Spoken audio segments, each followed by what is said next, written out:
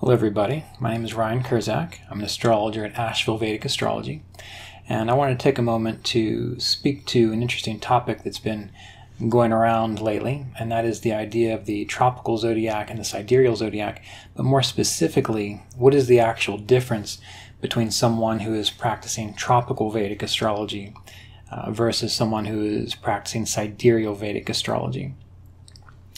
Now, the overall difference that I have seen, based on my own experience, is that one uses the tropical zodiac and the other uses the sidereal zodiac. As you know, I practiced sidereal Vedic astrology for many years before deciding on the tropical zodiac, and in that time, as I've said in many articles and other videos, that the techniques that I utilize now are from Brihat Parashara Shastra. They're from Jayamini Upadesha Sutras, Sarvarta Chintamani, Prajna Tantra. All these texts that I utilized, I gleaned information from when I was learning Vedic astrology sidereally and practicing sidereally. These are the same principles, the same techniques that a tropical Vedic astrologer uses. So the only difference in my practice now is not that I'm using different or new techniques. The difference is I'm using the tropical zodiac.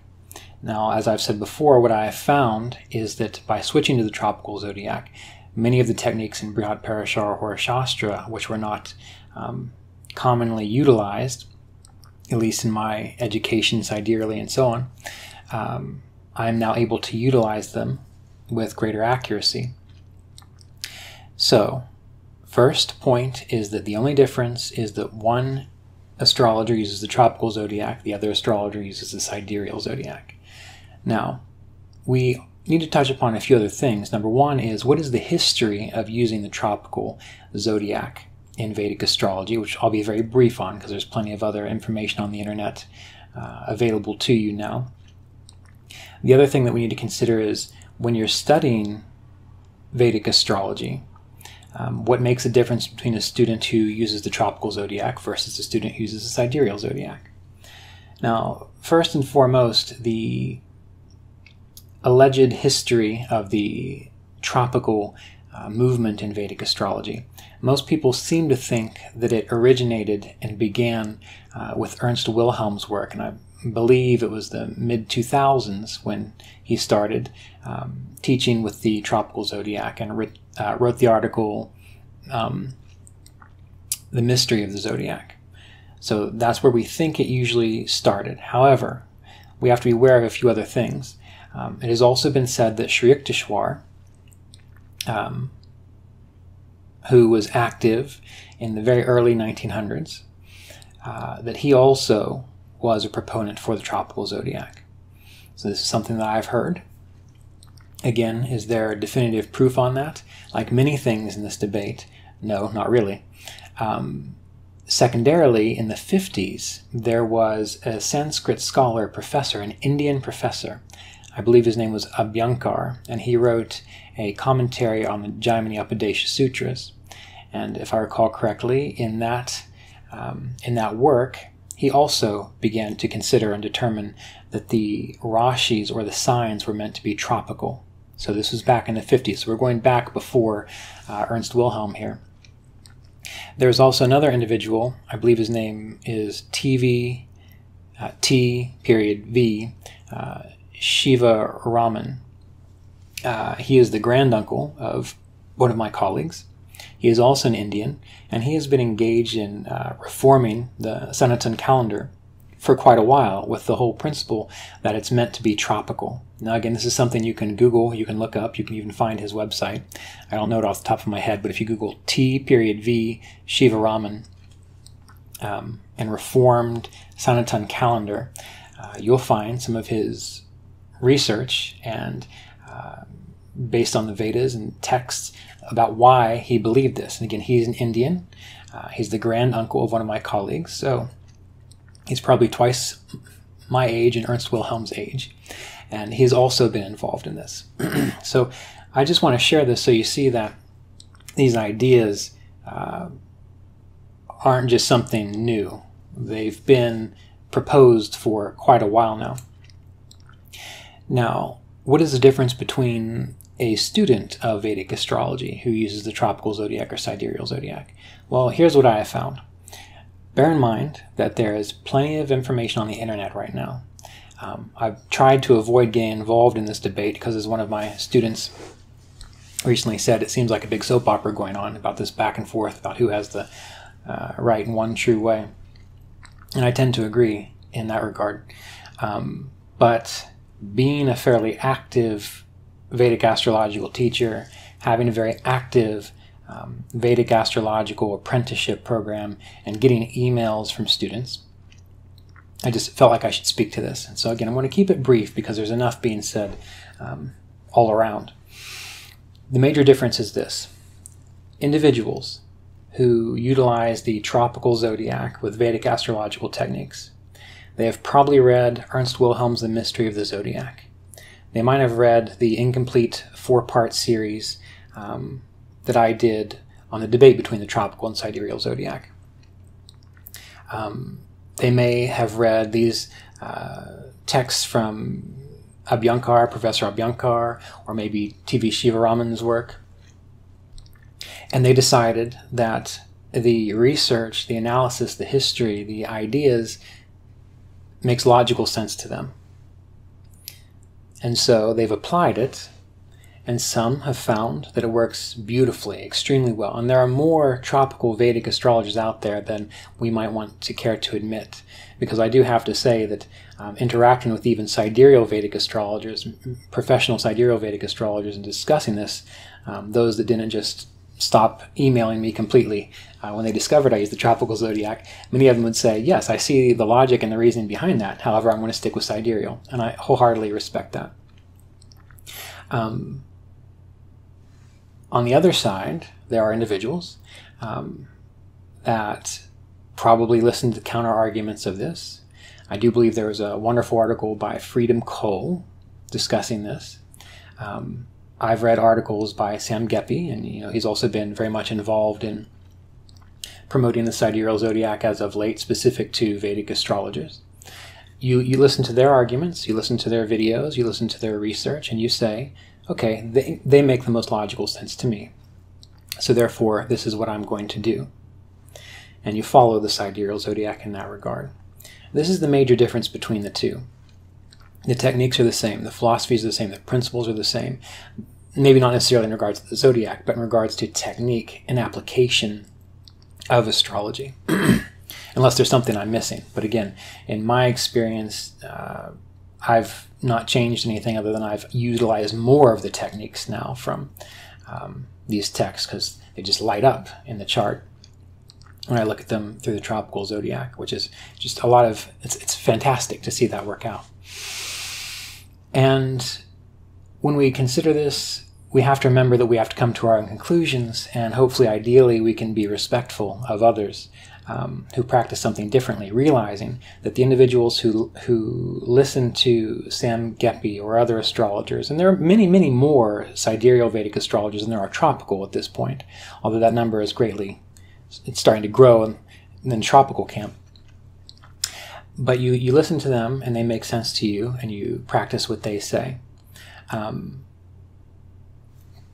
That perspective that you adopt seems right and true and just, in the exact same fashion that when the tropical astrologers do their own research, come to conclusions about articles they've read, and they decide that the tropical makes more sense for them, they also are adopting a perspective. And to them, what they see is right, looks right, compared to the other side, which looks wrong. So the difference is perspective, essentially. And it's up to you to come to your own conclusions about what is right, what is wrong, what is true and what is not. But I would just like to encourage you that in the overall scheme of things, it just boils down to our own perspective. Because there isn't any definitive research on any of these things. There is subjective scientific analysis and research, which can work very well for individual astrologers in regards to how they serve their clients.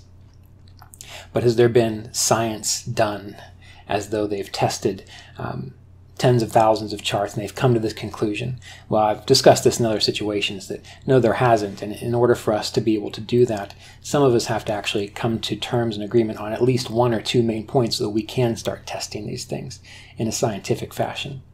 But overall, major difference. One person thinks the arguments for the sidereal zodiac is accurate. The other thinks the tropical is accurate.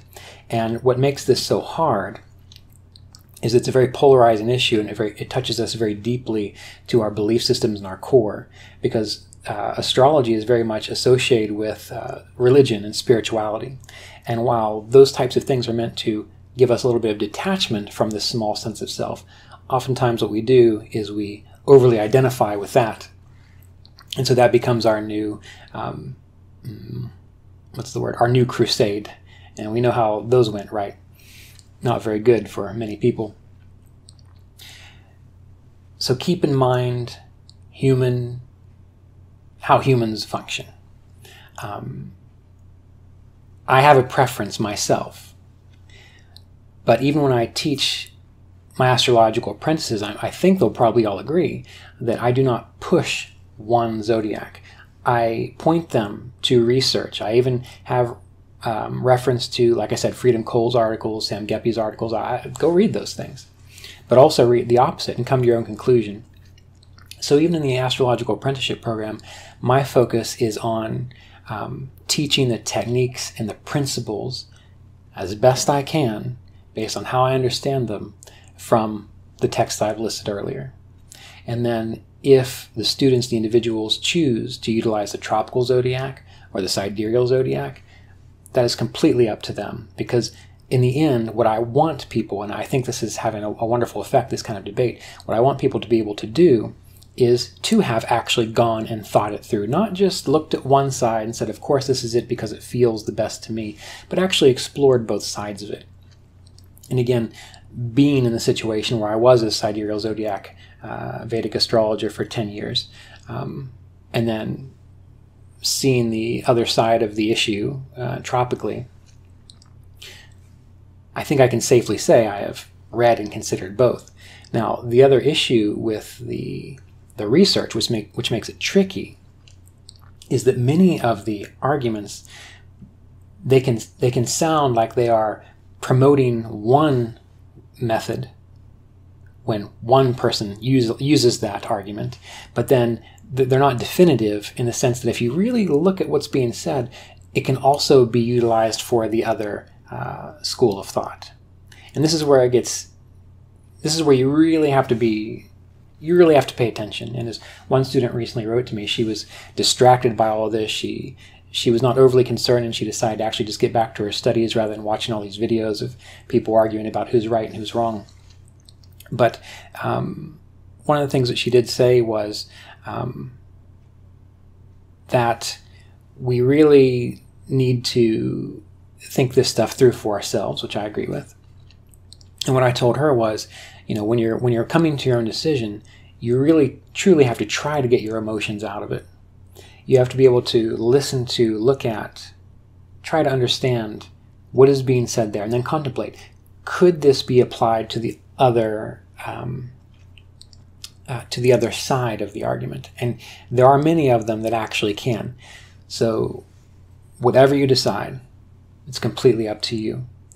Many people who watch this channel have commented. They know I'm a tropical Vedic astrologer, but they have also realized that all I'm doing is sharing information specific from the tradition of Vedic astrological text. So they're able to learn still.